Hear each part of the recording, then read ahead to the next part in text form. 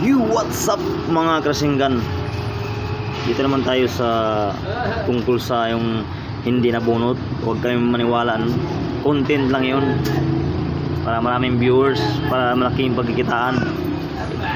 Ipakita ko sa inyo, hindi naman yan totoo guys. Yan gawa-gawa lang nila yung mga ganyang content. Planado guys, kunwari lang, kunwari na suntukin, pero hindi yan guys. Kita mo naman nakapatong siya pero wala. Kung totoong ano yan, dapat ano talaga yung klarong-klaro kala mo baon na baon talaga hindi naman sa gano'n na ano. Siyempre may nangyari na ganyan pero wala yan.